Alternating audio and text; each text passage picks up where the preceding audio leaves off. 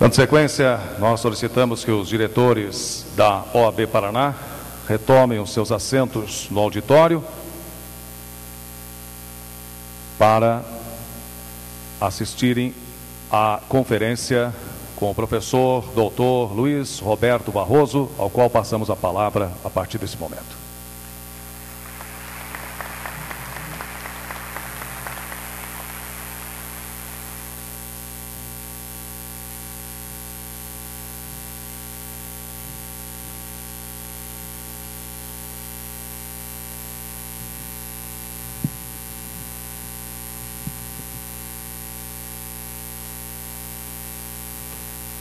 Excelentíssimo senhor presidente do Conselho Federal da Ordem dos Advogados do Brasil, Dr. Ofir Cavalcante Júnior, excelentíssimo senhor presidente do Conselho Seccional da Ordem do Paraná, nosso anfitrião, Dr.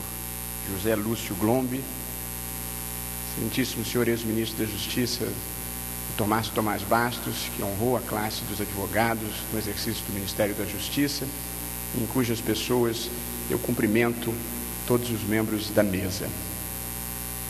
Meus queridos amigos, meus caros colegas, advogados, companheiros dessa vida de aventuras, realizações e sobressaltos que é viver do direito no Brasil, senhoras e senhores, eu tenho muito prazer e tenho muita honra de estar aqui para compartilhar com todos algumas ideias e algumas reflexões sobre a democracia, o desenvolvimento e a dignidade humana, uma agenda para o Brasil nos próximos 10 anos.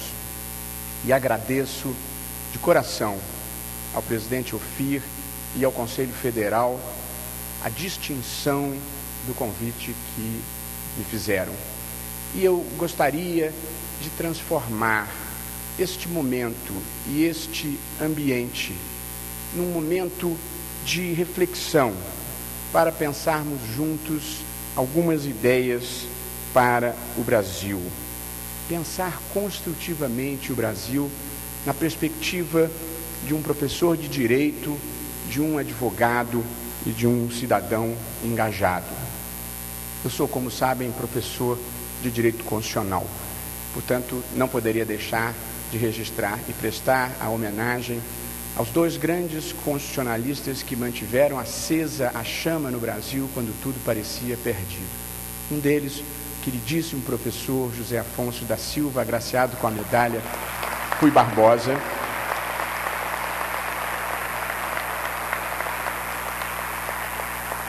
E o outro que não pôde estar entre nós hoje, que é o queridíssimo professor Paulo Bonavides, decano dos professores de Direito Constitucional no Brasil. O professor Paulo Bonavides, porque não pôde estar presente, já quase nonagenário, mas ainda com grande vigor físico e intelectual, ele detém uma característica que assegura a longevidade, que é o bom humor.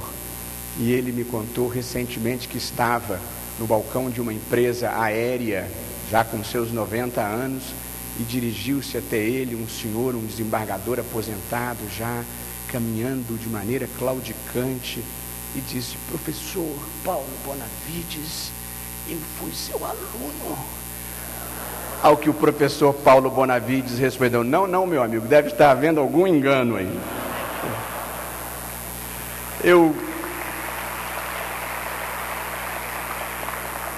tive uma preocupação particular na minha conversa com todos hoje, que foi a de fugir da retórica, a de fugir das palavras de efeito e ser capaz de pensar concretamente algumas ideias para o Brasil a respeito de 10 temas que eu selecionei. Antes de percorrer esses 10 temas, eu gostaria de estabelecer por convenção o conceito, o sentido das 3 ideias centrais da minha palestra: democracia, desenvolvimento e dignidade da pessoa humana. A democracia, ou mais propriamente, o constitucionalismo democrático, foi a ideologia vitoriosa do século XX. Na ideia de constitucionalismo democrático estão, na verdade, dois conceitos muito importantes. Constitucionalismo significa Estado de Direito, poder limitado e respeito aos direitos fundamentais.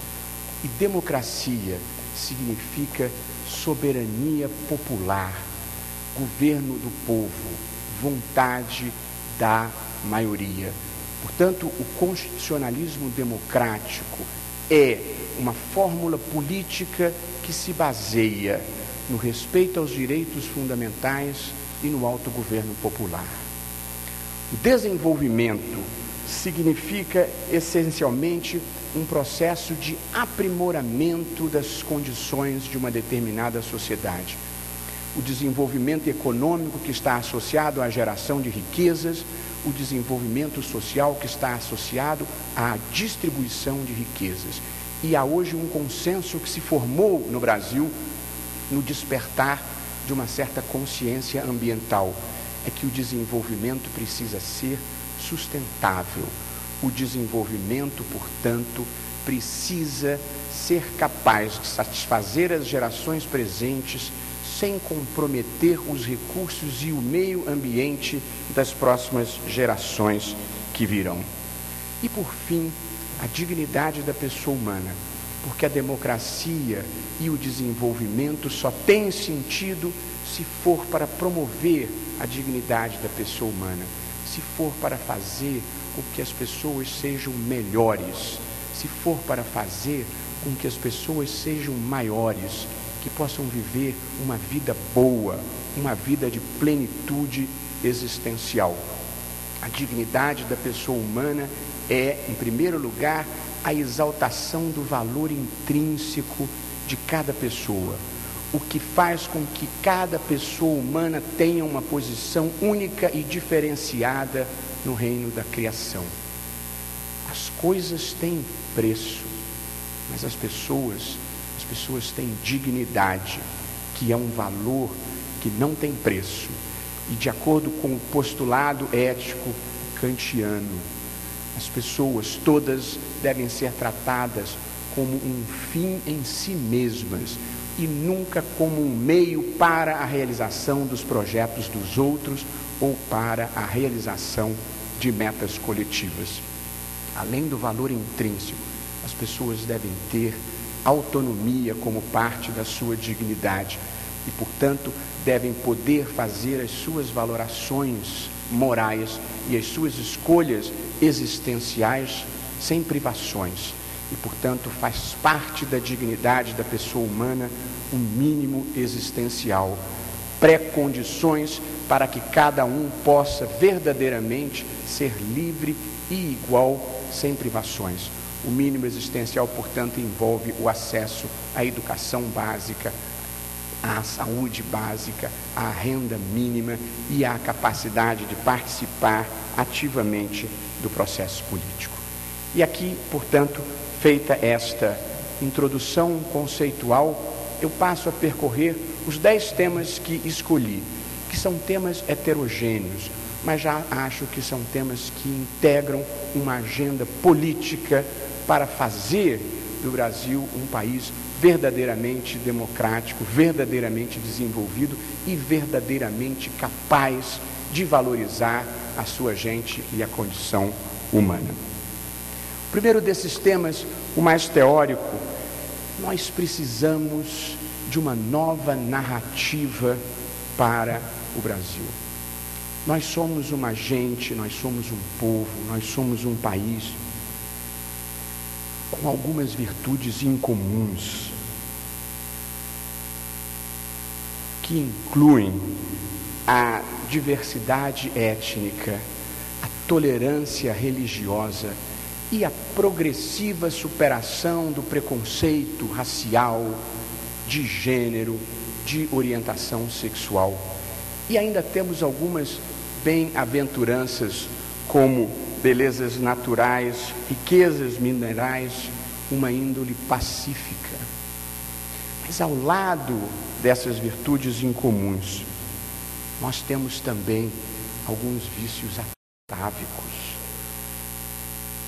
Nós somos o país da desigualdade social extrema, da violência urbana superior à de países em guerra, da favelização ampla que degrada as cidades e as pessoas.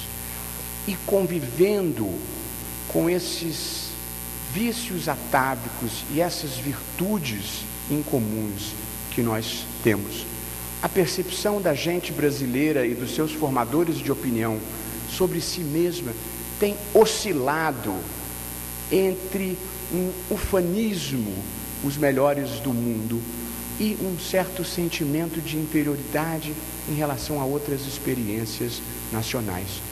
Portanto, nós precisamos olhar o Brasil e pensar e criar uma nova geração capaz de construir uma nova narrativa que retome projetos ambiciosos de compreensão do Brasil, como foram o de Joaquim Nabuco, de Sérgio Buarque de Holanda, de Caio Prado Júnior, de Gilberto Freire.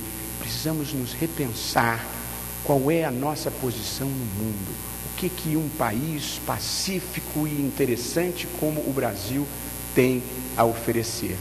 De modo que a primeira ideia que eu compartilho é: precisamos repensar o Brasil e, a partir daí, projetar o nosso futuro. Quem nós somos e quais são os nossos objetivos em algum lugar de um futuro próximo.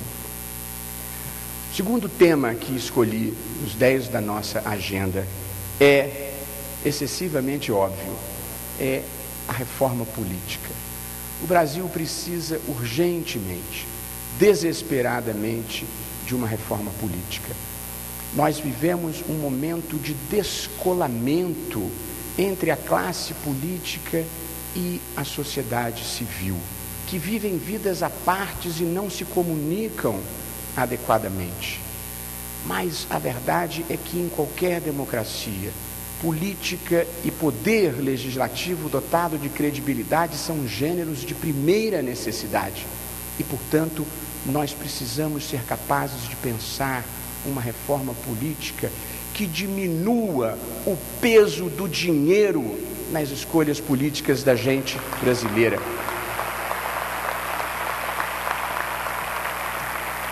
Que seja capaz de dar autenticidade aos partidos políticos e de resgatar virtudes republicanas que existem, mas estão adormecidas. A Ordem produziu uma proposta de reforma política, mas eu, na verdade, não gostaria de defender a proposta da Ordem, que, a meu ver, é a boa proposta. Mas a minha proposta aqui, em relação à reforma política, é uma proposta de encaminhamento.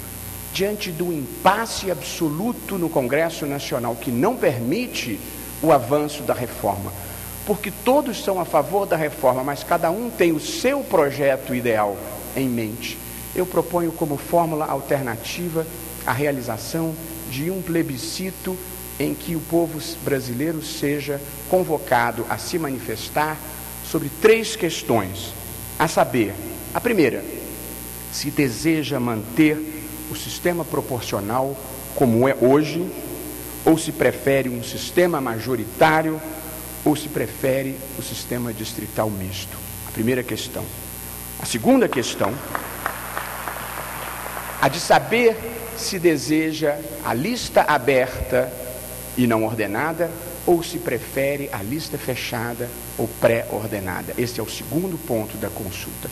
E o terceiro, o povo brasileiro se manifestar se deseja financiamento exclusivamente privado, como é hoje, financiamento exclusivamente público, ou o financiamento público com uma janela que permita o financiamento, a participação de pessoas físicas com um teto máximo de contribuição. Portanto, esta é uma fórmula procedimental, não se decide pela sociedade brasileira, mas rompe-se com o impasse.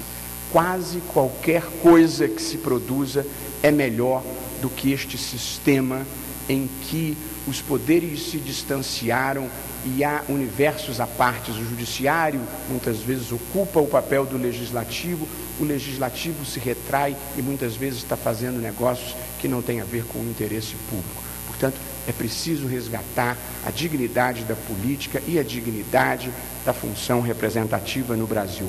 Como não consigo ver uma saída para o impasse, a proposta que me parece possível e adequada é a realização de um plebiscito nessa matéria.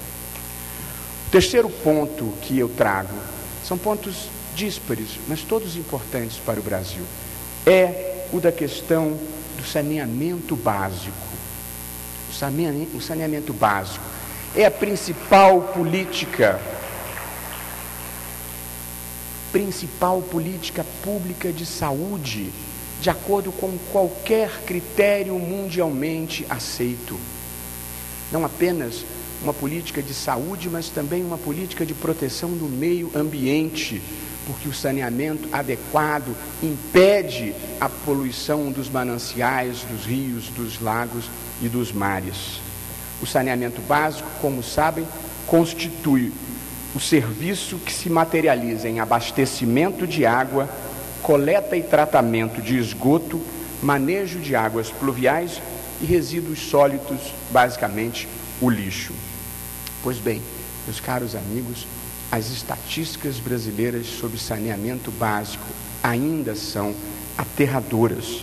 De acordo com o IBGE, mais da metade dos domicílios brasileiros não tem coleta de esgoto. Mais de 70% dos municípios brasileiros não tem qualquer tipo de tratamento de esgoto que, portanto, é despejado na natureza. E no tocante aos resíduos sólidos, mais de 50% dos municípios os destinam a vazadouros a céu aberto conhecidos como lixões. Alguém poderá perguntar: o que saneamento básico tem a ver em um congresso de advogados? É porque, na verdade, o problema central do saneamento no Brasil é um problema jurídico, é um problema de indefinição jurídica. Desde a década de 90, há no Supremo Tribunal Federal uma disputa em que nas regiões metropolitanas se quer definir se a competência para o serviço de saneamento é dos estados ou é dos municípios metropolitanos. E como não há um poder concedente definido, não há um responsável político e não há os investimentos adequados. E, portanto, o país espera há quase 20 anos uma definição jurídica para saber se o poder competente é o Estado ou se o poder competente e concedente é o conjunto dos municípios. Ora bem, a minha proposta, depois de tanto tempo de espera, é relativamente simples.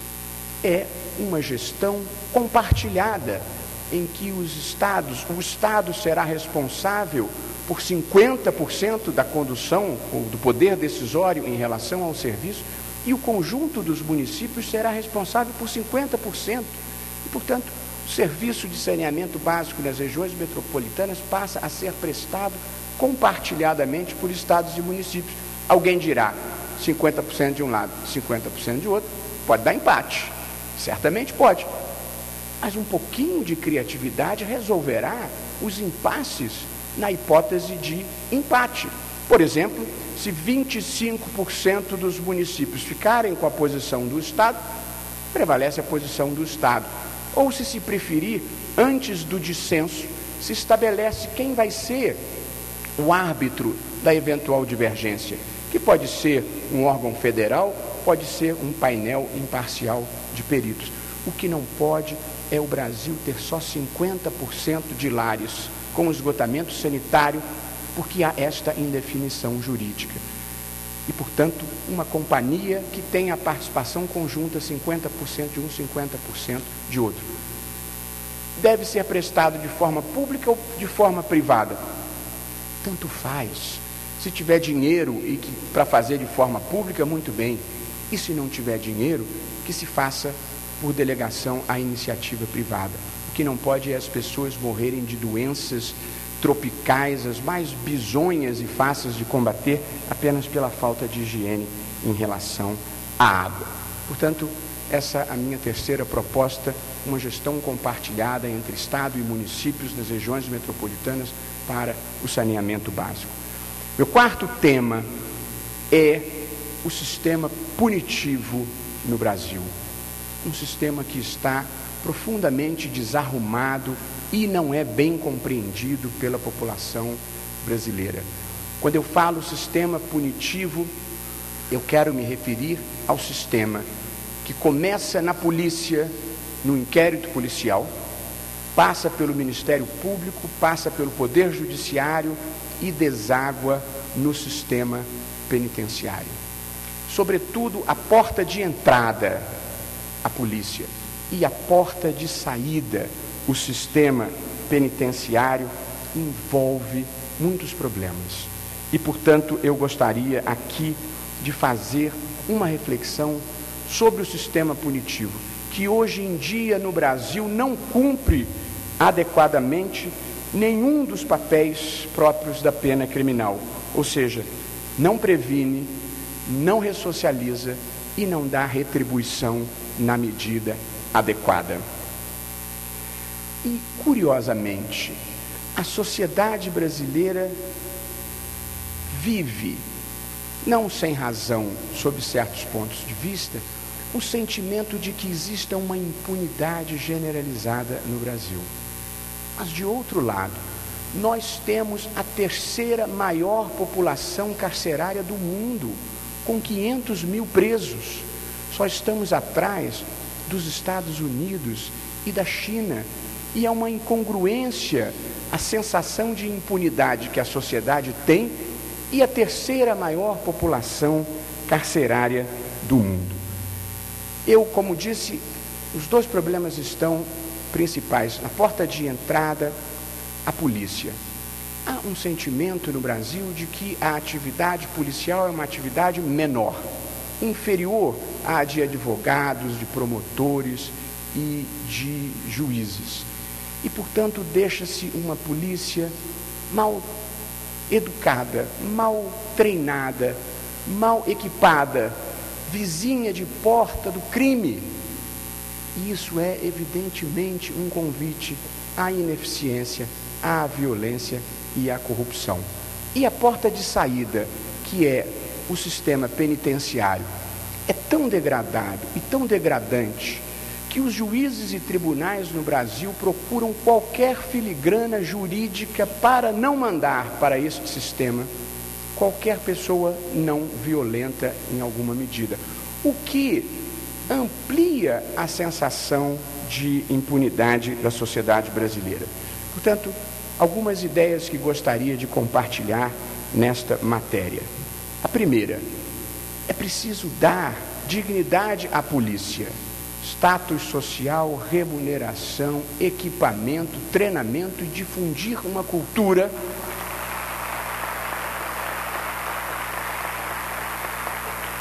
de que eficiência não é incompatível com o respeito aos direitos humanos. O segundo ponto, antes de chegar ao sistema penitenciário, eu acho que a gente tem que voltar à discussão que foi derrotada no Brasil a propósito da proibição de venda de armas, porque acho que ela foi vítima de circunstâncias de um momento político. Uma sociedade democrática, civilizada, não há porquê, como regra geral, as pessoas poderem andar armadas e, num momento de destempero, aumentarem os índices de criminalidade e de homicídio a troco de nada. De modo que eu acho que em algum lugar do futuro nós devemos fazer outro plebiscito, como o que foi conduzido, aliás, durante a gestão do ministro Márcio Tomás Bastos. Em relação ao sistema penitenciário, além, evidentemente, de melhorar o que já existe, abrir mais vagas, como está sendo feito, eu acho que nós precisamos ter uma solução um pouco mais criativa, um pouco original. Uma ideia nem tão inventada assim, que me parece extremamente conveniente, sobretudo para a criminalidade não violenta, é um sistema amplo de prisão domiciliar, monitorada, em vez de as pessoas irem para os presídios. Eu sei que há problemas nessa ideia, até porque muitas pessoas não têm domicílio onde possam ficar recolhidas. Mas a verdade é que onde haja essa alternativa, ela é uma alternativa boa, tem que ser séria, tem que ser fiscalizada. E se descumprir as regras da prisão domiciliar, aí vai para o sistema. Mas não há por que degradar as pessoas dentro de um ambiente que nós não estamos conseguindo fazer funcionar.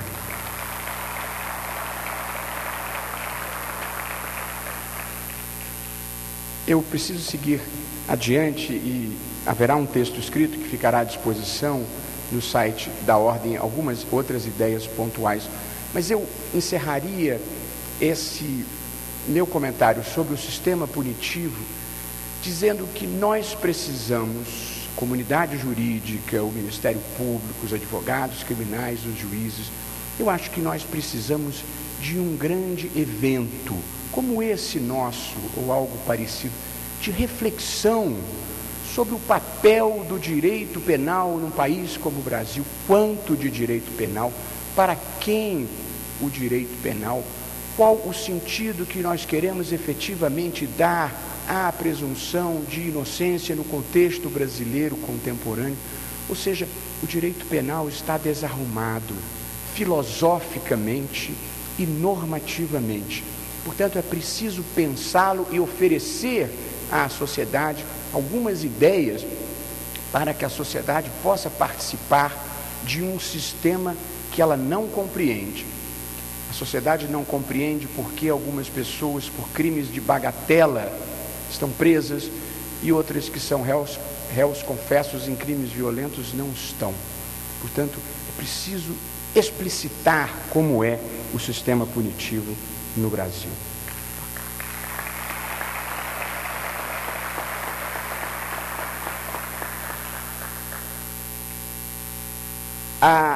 Quinto tópico, que não poderia ficar de fora de uma agenda para os próximos 10 anos, é o tópico da educação. Acho que nós precisamos de projetos ainda mais ambiciosos para a educação. E acho que um projeto ambicioso para a educação envolve dois grandes objetivos. Primeiro, capacitar as pessoas para a vida melhor, para terem uma profissão, para poderem fazer escolhas na vida mais esclarecidas. Esta é a primeira ideia. E o segundo objetivo de um projeto educacional ambicioso é identificar quem são os melhores, quem são os muito bons, quem são os virtuosos, e investir nessas pessoas, porque eles é que liderarão a inovação e o avanço social em algum lugar do futuro próximo. Eu tenho algumas reflexões que poderia fazer sobre o ensino fundamental que nós conseguimos universalizar, mas precisamos melhorar a qualidade. Teria algumas reflexões sobre o ensino médio que nós precisamos universalizar. O ensino médio faz parte da dignidade da pessoa humana, para as pessoas fazerem escolhas esclarecidas, viverem uma vida maior, uma vida boa, em sentido filosófico. Elas precisam ter acesso a ideias, ter acesso a informações, fazerem juízos esclarecidos. Esse tem de ser um projeto prioritário no Brasil. Universalizar o ensino médio, isso não é um luxo. Nenhum país desenvolvido tem menos de 11, 12 anos de escolaridade. É isso que nós precisamos assegurar para a gente brasileira. E falo duas palavras sobre o ensino superior, que é o mundo em que eu habito. Existem pessoas admiráveis, existem pessoas abnegadas, mas o modelo verdadeiramente não facilita no Brasil a criação de centros de excelência, de estímulo a valores individuais, um projeto coletivo e institucionalizado de criar valores, de difundir conhecimentos, de superar o conhecimento convencional. temos modelos extremamente formalistas de titulação. É preciso valorizar o mérito, é preciso valorizar a produção científica. Mede-se a qualidade de um acadêmico pelo que ele está pensando, pelo que ele está escrevendo, pelo que ele publica, e de preferência no Brasil e no exterior. Nós temos que fazer parte do debate mundial de ideias. O português é uma língua maravilhosa, mas é um túmulo, como dizia um poeta curitibano, Paulo Leminski, no debate mundial. E, portanto, em português nós não conseguimos participar do debate mundial.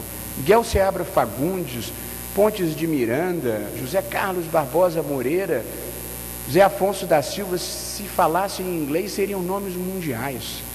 Nós precisamos participar do debate mundial. Portanto, precisamos produzir e sermos capazes de nos inserir nesse debate mundial. E precisamos de uma instituição universitária de ponta, verdadeiramente. Não há nenhum grande país do mundo que não tenha uma grande universidade capaz de fomentar a pesquisa pura, capaz de fomentar pesquisas para o avanço da medicina, pesquisas para o avanço tecnológico, para reunir o que há de melhor em matéria de humanidades. A China tem grande universidade, a Rússia tem grande universidade, a Índia tem grande universidade. Nós estamos para trás. Nós precisamos ter instituições que reúnam os melhores, que não seja uma instituição que seja pública nos seus propósitos, mas que não seja estatal, para não ter os vícios da administração pública. Eu tenho uma proposta de um modelo de dotação com gestão profissional dos recursos e uma gestão pedagógica. A única política nessa universidade deve ser a do mérito, com professores recrutados mundialmente, aulas em português, em inglês e em espanhol, criar uma grande instituição que motive o jovem que está no interior do Maranhão, do Piauí, do Rio Grande, do Rio de Janeiro. Tem um projeto, está entre os melhores que vão estar recrutados naquela universidade. Portanto, nós precisamos ter a ambição de criar conhecimento original, de conhecimento inovador. Para isso precisamos ter uma universidade que não esteja marcada pelos vícios, pelos corporativismos, pelas dificuldades administrativas das instituições brasileiras hoje.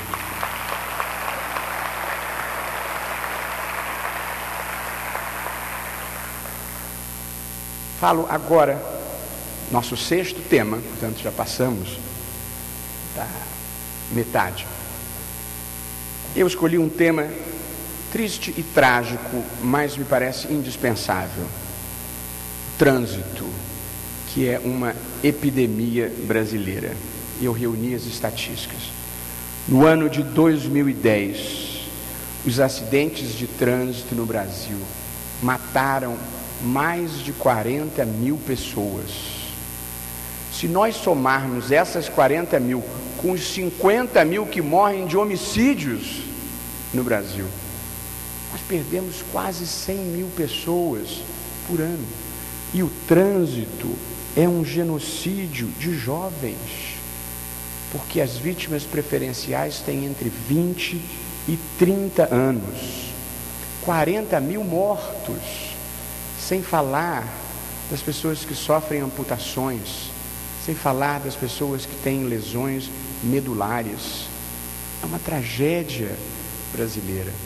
Nós temos quase 3 vezes mais acidentes de trânsito no Brasil, em termos relativos, do que os Estados Unidos e do que a Europa. Portanto, essa é uma matéria em que nós precisamos de conscientização, de fiscalização e de repressão moderada.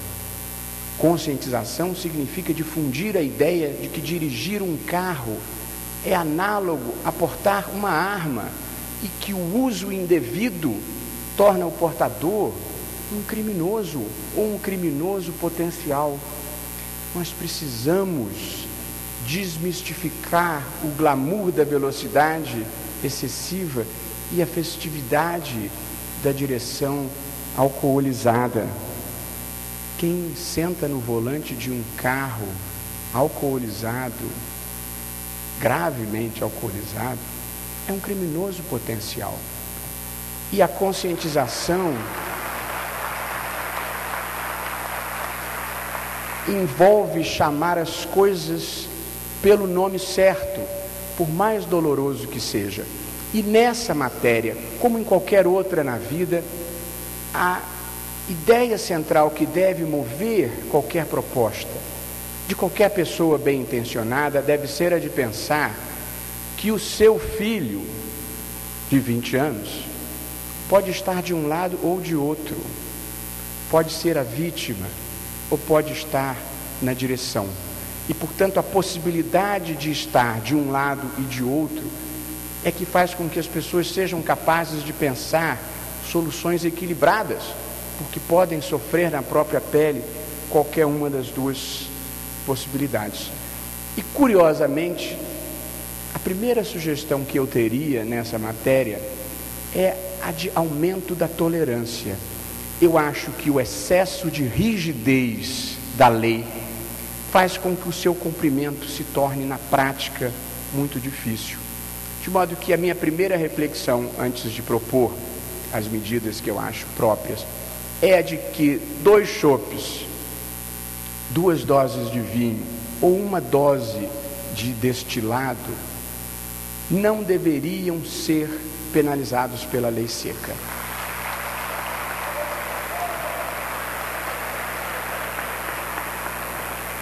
Assegurado agora que nós seremos capazes de cumprir a lei, vamos imaginar o que devemos fazer com os que não a cumprem. Nisso, como em quase tudo na vida, o ótimo acaba sendo inimigo do bom e do possível. É preciso ter um mínimo de flexibilidade. Faz parte da vida social tomar moderadamente um drink. Segundo, portanto, a minha primeira medida é a de flexibilização. A segunda, num país que tem as dificuldades de punir que o Brasil tem, é preciso aumentar mesmo a fiscalização e colocar equipes nas ruas, em todos os lugares onde haja risco de direção embriagada e desincentivar que isto se passe dessa forma. Passando ao pior domínio, que é o da repressão, que não é o forte da gente brasileira. Há um lindo verso, uma música do Chico Buarque de Holanda, em que ele termina dizendo: e se a sentença se anuncia bruta, mais que depressa a mão cega a executa, porque senão o coração perdoa. Nós somos assim, nós temos muita dificuldade de punir, não faz parte da nossa natureza, mas algum grau de punição faz parte de uma sociedade democrática, faz parte da proteção dos direitos fundamentais. O direito penal pode ser mínimo, deve ser mínimo num país pobre, mas tem que ser algum. Portanto, eu acho que o direito à não autoincriminação permite não soprar o bafômetro para não se autoincriminar criminalmente, mas, a meu ver, não inibe o juízo valorativo que a autoridade policial possa fazer ali e dizer: eu considero que o senhor está embriagado e há algumas sanções administrativas para isso, das quais o senhor poderá se livrar se quiser soprar esse pequeno aparelho. E se não soprar, ou se soprar e der 1000 pontos, eu nunca soprei, mas também nunca me parar. Eu acho que verdadeiramente a medida administrativa tem que ter consequência. Tem que apreender o carro por uma semana. Não penas bárbaras, penas longas, penas exacerbadas, penas pequenas.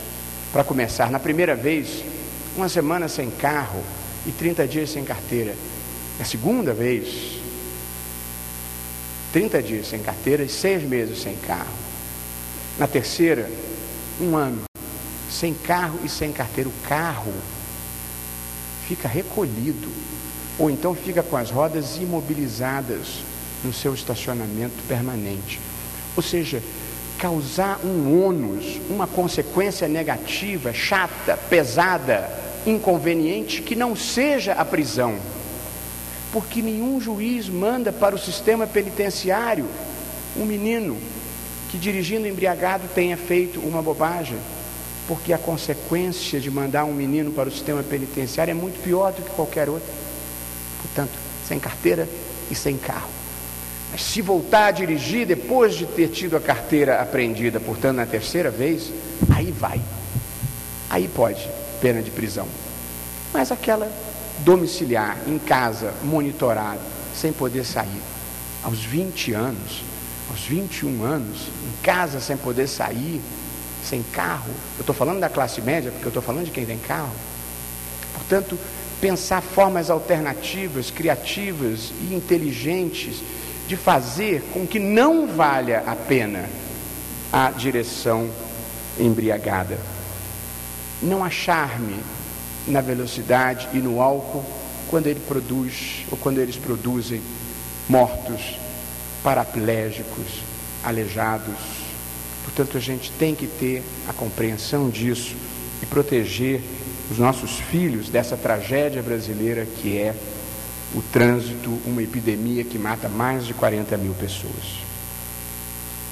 Chego ao 7º tópico, que é direitos humanos. No Brasil e no mundo, os direitos humanos são a face jurídica da dignidade humana. E nessa matéria nós tivemos muitos avanços. Tivemos avanços no plano dos direitos individuais, tivemos avanço no plano dos direitos políticos e tivemos avanço no plano dos direitos sociais, que são os direitos à educação, à saúde, à proteção da maternidade, à proteção da infância, o direito à moradia. Eu gostaria de falar 1 minuto sobre os direitos sociais.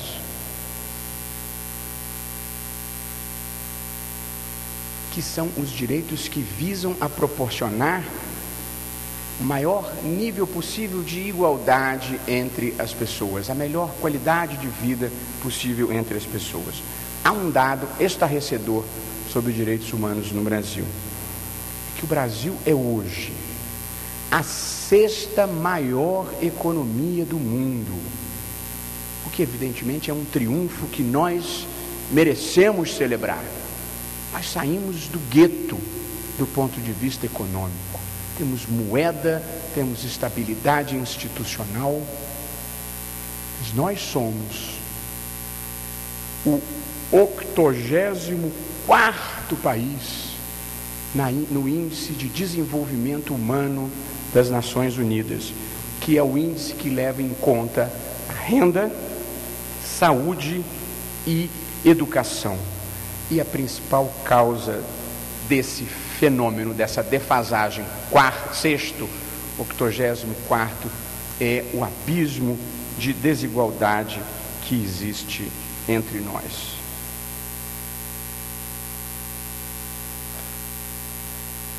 Eu já comentei sobre saúde, já comentei sobre educação e gostaria de fazer uma menção breve, porque eu caminho para a hora em que eu desejo encerrar. O presidente disse que eu podia falar quanto tempo eu quisesse, mas eu não faria isso. Além de saúde, de educação, a saúde no Brasil vive um momento complexo que é o da judicialização da saúde, em que se está discutindo no judiciário o que devia ser debatido na política na hora de se fazer o orçamento. Sobre isso falarei 1 minuto mais à frente. Mas dos direitos sociais, um dos que nós temos os índices mais sofríveis diz respeito à moradia.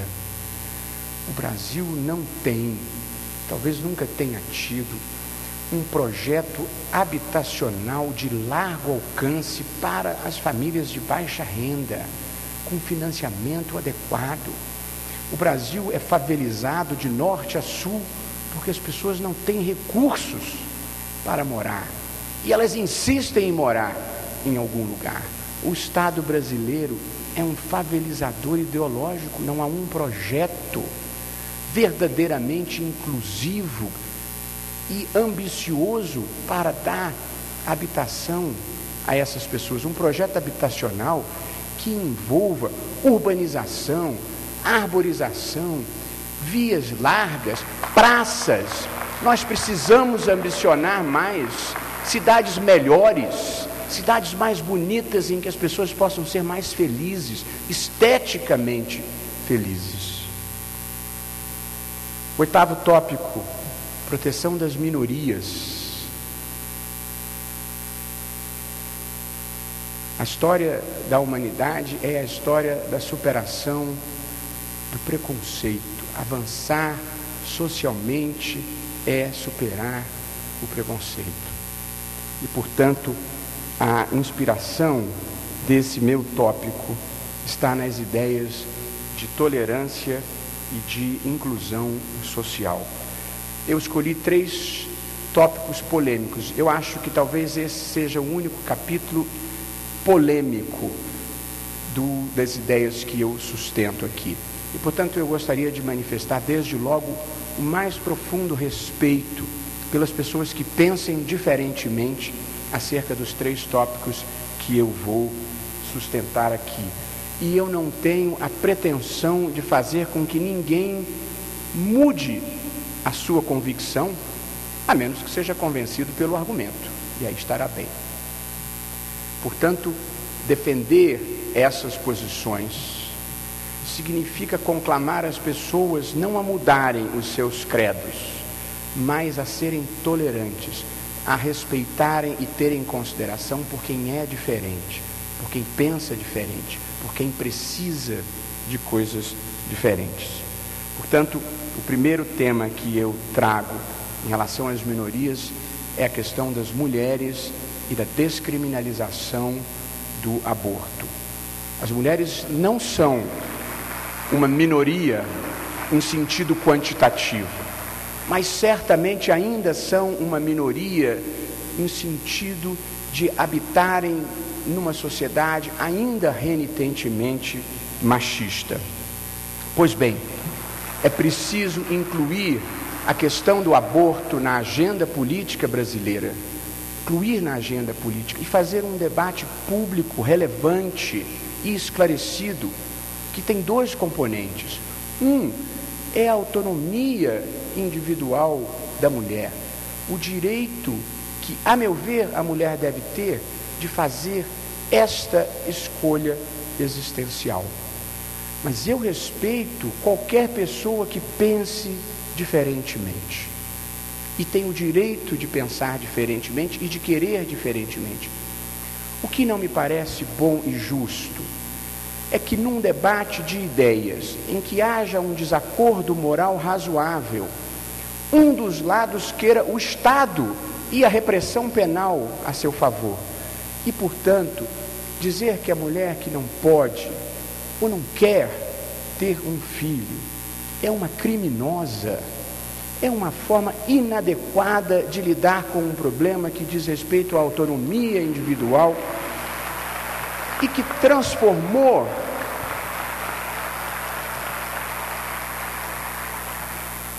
esta matéria num problema de saúde pública.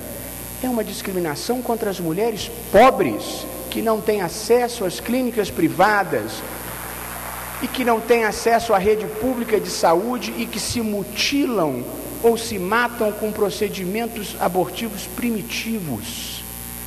O índice de mulheres feridas por esses procedimentos é imenso. Portanto, quem acha que é uma questão de autonomia da mulher, bem, mas quem não acha isso, tem que pensar que é um problema de saúde pública. E mesmo quem seja radicalmente contra, tem todo o direito de pregar e de defender a sua posição, todo, mas não o de criminalizar a posição do outro, porque essa é uma forma autoritária e intolerante de participar do debate público.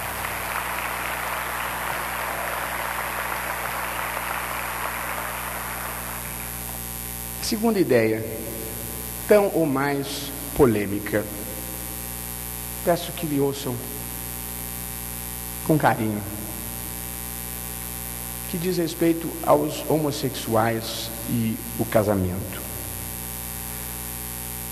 Eu acho, honesta e sinceramente, que o que vale a vida são os nossos afetos. E as pessoas devem viver os seus afetos da maneira que melhor lhes aprouver. E, portanto, eu acho que toda e qualquer pessoa deve ter o direito ao casamento civil, se esta for a sua vontade. Eu sou casado. Quase todas as pessoas que estão nessa mesa são casadas. Boa parte das pessoas que estão no auditório são casadas. Então nós achamos que o casamento é uma instituição boa. Alguns casam até muitas vezes. Se nós achamos que o casamento é uma instituição boa, que aumenta a afetividade, que diminui a promiscuidade, que estreita os laços, se nós achamos isso, que estranha forma de egoísmo e de discriminação, nós excluirmos dessa instituição que nós achamos boa, pessoas que querem aderir a esse processo. Portanto, também aqui, isso não interfere com a convicção de ninguém, que ninguém é obrigado a casar, ninguém é obrigado a pensar igual. E as pessoas têm o direito de verbalizar para os seus amigos, para os seus filhos, para os seus companheiros de credo ou de sentimento que são contra. Eu acho que as pessoas têm o direito de ser o que são com autenticidade. O que não devem ter o direito é de moralisticamente, perfeccionisticamente querer impor o seu projeto de sociedade às outras pessoas. Cada um é feliz à sua maneira e, portanto, eu acho que o direito deve chancelar essas pessoas. De modo que eu apoio a decisão do Supremo Tribunal Federal, que equiparou as uniões homoafetivas às uniões estáveis, e apoio a decisão do Superior Tribunal de Justiça, do desembargador Luiz Felipe Salomão, do Vinícius Salomão. As pessoas têm o direito de casar, as pessoas que não estejam fazendo violências, violando o direito de ninguém, devem ser felizes à sua maneira. Não existe uma só maneira de ser feliz e qualquer maneira de amar vale a pena. E por fim, a polêmica questão das ações afirmativas, e eu caminharei para o fim. A ação afirmativa, ela não se limita à ideia de cotas. Essa é a primeira distinção que eu acho que se deve fazer no Brasil.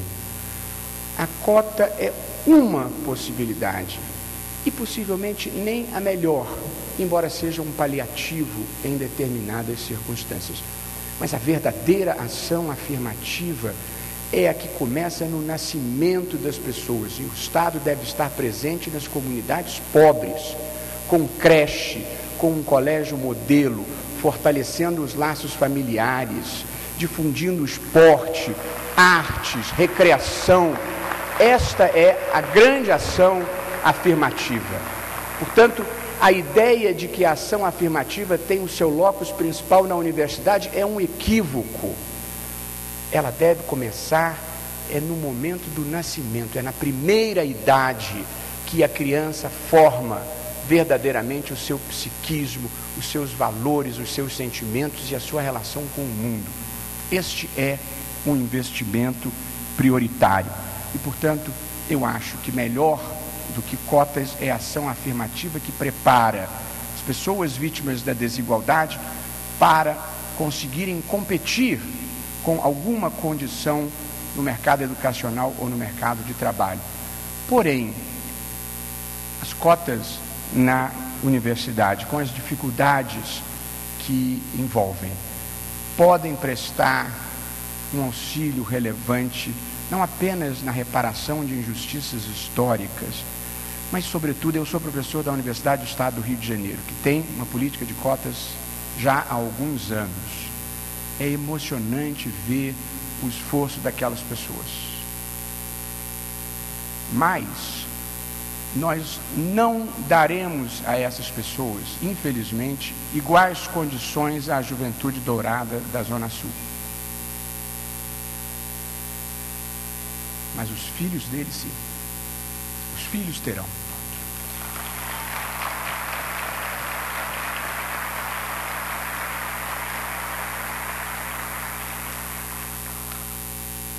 Meus dois últimos tópicos, eu vou correr, era transparência, e tenho sugestões um pouco para fugir do discurso difuso sobre corrupção, que eu acho que mina a cidadania. Eu acho que quem tem uma posição contra a corrupção, de desconforto com a corrupção, que nós todos temos, nós temos que ter propostas objetivas, porque o discurso difuso pela corrupção já legitimou todo tipo de aventura autoritária ou demagógica no Brasil. Portanto, nós temos problemas. Então vamos pensar os nossos problemas, porque essa ideia de que tudo é muito ruim, todos são muito ruins e ninguém presta, faz com que as pessoas de bem deixem de fazer bem feita a sua parte, na crença de que não adianta nada mesmo, e não é verdade. E acho que se cada um fizer bem feita a sua parte, é possível avançar. As minhas sugestões, que eu vou passar rapidamente, são em matéria de orçamento público. Há um espaço democrático negligenciado no Brasil, que é o orçamento público. Não há um debate na sociedade brasileira e democrático de quais são as opções do Estado brasileiro, qual o volume de recursos vai para a educação, para a saúde, para a estrada, para a publicidade institucional ou para qualquer outro espaço. Portanto, o orçamento é uma caixa preta dominada por alguns iniciados que trafegam sem controle social. É preciso ter cuidado com essa questão, é preciso ter cuidado com a questão dos contratos administrativos. Que país difícil de fazer uma licitação verdadeiramente correta, que maldição é essa? Uma das minhas sugestões, a lei é excessivamente complexa e formalista. Eu proporia simplificar a lei para facilitar o seu cumprimento, do jeito que é.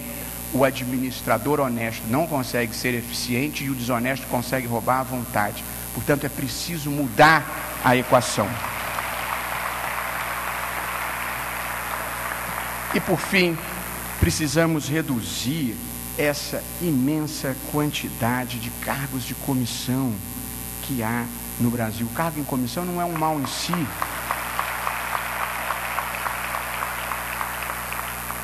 Quem foi eleito e tem um projeto político vitorioso tem o direito de se cercar das pessoas que vão implementar o seu projeto político. Mas primeiro, a seleção tem que ter um mínimo de critério, tem que ser uma seleção baseada no mérito verdadeiro. Mas sobretudo, vejam os números. Nos Estados Unidos há 9.000 cargos em comissão, na França 550, na Alemanha 500. No Brasil são mais de 23.000 cargos em comissão, de pessoas probas, muitas, mas repletos de pessoas, muitas vezes, que estão lá ocupando o espaço público para fins privados, na pior tradição patrimonialista brasileira. E ninguém consegue controlar 23.000 cargos. Portanto, nós precisamos, em nome da transparência, de uma redução drástica no número de cargos em comissão. E chego, por fim, ao 10º tema, que eu intitulei de transformações no mundo jurídico. E tenho algumas ideias aqui e com elas pretendo terminar. A primeira, a litigiosidade no Brasil chegou a um ponto limite na capacidade de absorção pelo Poder Judiciário. Preciso trabalhar sobre esta premissa que me parece faticamente irrespondível. Diante disso, eu acho que nós vamos ter que, ao longo do tempo, compreender de uma maneira um pouco diferente o papel do advogado. O papel do advogado, ao ser procurado para uma questão, o seu primeiro papel, a primeira missão do advogado, progressivamente vai ter de ser buscar uma composição não litigiosa para a questão que lhe foi trazida, possivelmente sentando com o seu ex-adverso e ajudando a construir esta solução, ou utilizando uma mediação. Advogado vai deixar de ser, o bom advogado vai ter que deixar de ser o profissional que ganha a causa, e vai ser o profissional que resolve o problema sem brigar, ou com a menor quantidade de briga. Se a demanda for ajuizada, o judiciário deve trabalhar obsessivamente com a ideia de composição amigável do discurso e de incentivar a transação. Há uma resolução do Conselho Nacional de Justiça fomentando essa prática. Juiz bom, em algum lugar do futuro, não vai ser aquele que produz uma sentença longa e elaborada. Juiz bom é o juiz que resolveu o problema com o menor gasto de energia entre as partes possível.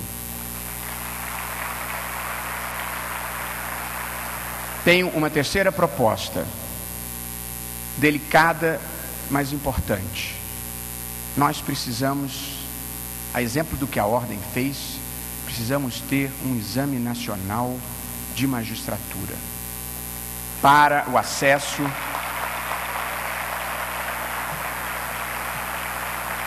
aos cargos, seja na magistratura estadual, seja na magistratura regional.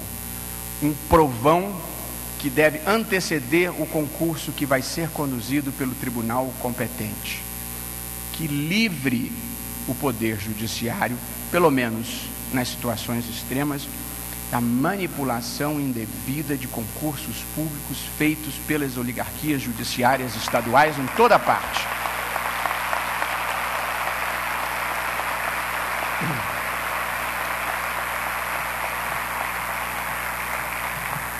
Portanto, não é tirar a competência do tribunal para organizar o concurso, mas só vai poder se inscrever quem já tiver passado num filtro inicial. Eu fui membro do Conselho de Defesa dos Direitos da Pessoa Humana e repetidamente nós recebíamos queixas, denúncias, ofícios de pessoas explicitando coisas erradas que aconteciam nos concursos. E eu mesmo, pelo Conselho, uma ocasião, entrevistei um presidente de tribunal, Miguel Reale, não sei se está aqui, participou desse evento, e o presidente disse: não, mas o senhor fique tranquilo, os últimos 2 concursos foram honestos. Portanto, é preciso, porque a única coisa que legitima a função judicial, e eu vivo a minha vida perante o judiciário, tenho apreço pelo poder judiciário, tenho muitos juízes amigos, portanto, todos os meus sentimentos são bons. O que legitima a função judicial é conhecimento técnico e integridade pessoal. Um concurso fraudado viola as 2 premissas que legitimam a função judicial.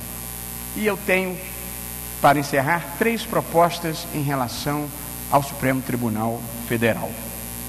A primeira, é preciso rever e aprimorar o sistema de repercussão geral. Já não está, infelizmente, dando certo, e eu que participei da defesa dessa proposta, porque essa jurisdição constitucional tem que ser uma seleção qualitativa quantitativa.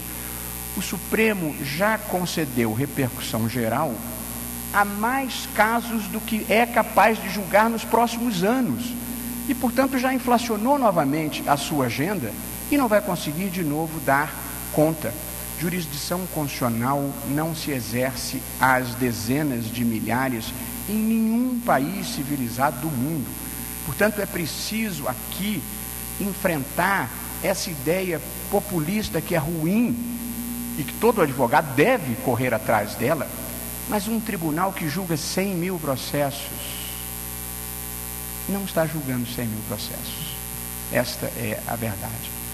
Ou pelo menos está dedicando muito poucos segundos a cada processo. Portanto, é preciso fazer uma revolução no mecanismo de acesso ao Supremo Tribunal Federal. Há muita repercussão geral. O critério tinha que combinar algo quantitativo com qualitativo.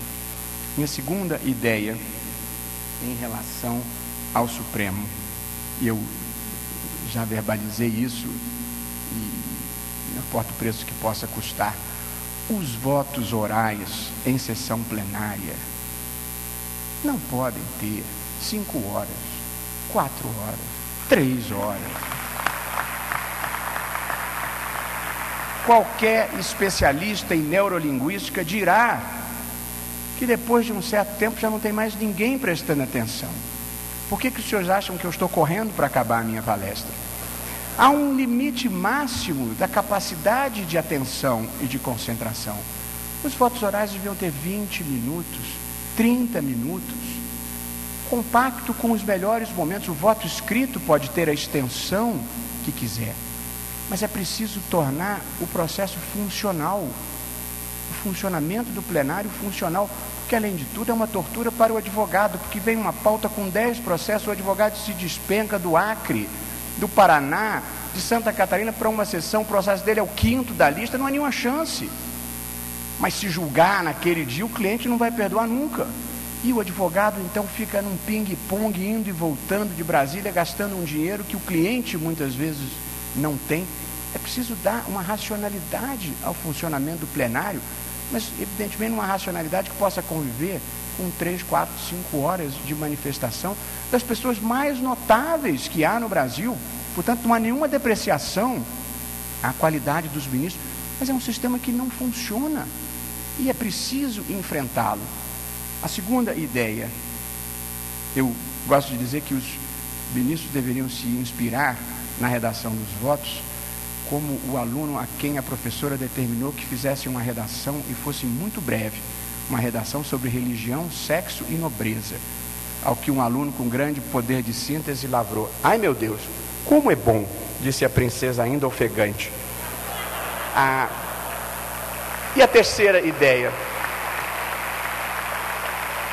é o voto do relator, pelo menos a tese central, deveria circular previamente, para que quem concorde não tenha o trabalho de fazer um voto e que para quem discorde já possa chegar com o seu voto de discordância pronto. E é preciso, a meu ver, consertar uma distorção que é, depois do julgamento, a ementa tem que ser submetida à maioria que se formou, porque repetidamente a ementa não corresponde ao que foi efetivamente deliberado pelo plenário. Eu percorri assim, com brevidade não seria o caso, mas com a velocidade possível, esses 10 tópicos que, a meu ver, devem figurar em uma agenda para o Brasil nos próximos 10 anos, capaz, esta agenda, de aprofundar o processo democrático, fomentar o desenvolvimento e propiciar dignidade da pessoa humana. E eu gostaria de concluir e ler a minha ideia final sobre esta agenda, que é uma agenda na qual se procura assegurar às pessoas igualdade de oportunidades, assegurar que tenham uma boa vida e, sobretudo, nós precisamos criar no Brasil, ao longo do tempo, uma cultura de boa fé objetiva, uma cultura em que as pessoas sejam essencialmente corretas nas suas relações, uma cultura em que as pessoas não queiram passar as outras para trás. A revolução da boa fé objetiva é o ponto culminante dessa evolução da condição humana e de consagração da dignidade da pessoa humana. A dignidade da pessoa humana, portanto, significa a emancipação das pessoas, a consciência da sua liberdade e a possibilidade intelectual e material de viver as suas escolhas existenciais. A realização pessoal não é uma pré-condição para a vida ética, para a vida que inclui o outro e para a solidariedade. Mas a realização pessoal certamente ajuda a criar um estado de espírito mais propício para cada um sair de dentro de si, em paz e com segurança, e estender a mão a quem precisa. Nos últimos 25 anos, o Brasil amadureceu institucionalmente, desenvolveu uma consciência social e começa a partilhar os frutos do progresso. Em breve, chegaremos à modernidade, com atraso, mas não tarde demais. Uma sociedade de pessoas livres, iguais e solidárias, e com alegria de viver. E mais à frente, multiculturais, multirraciais e pacíficos, seremos um exemplo de civilização fundada na tolerância, no pluralismo e na fraternidade. Um lugar como todos deveriam ser.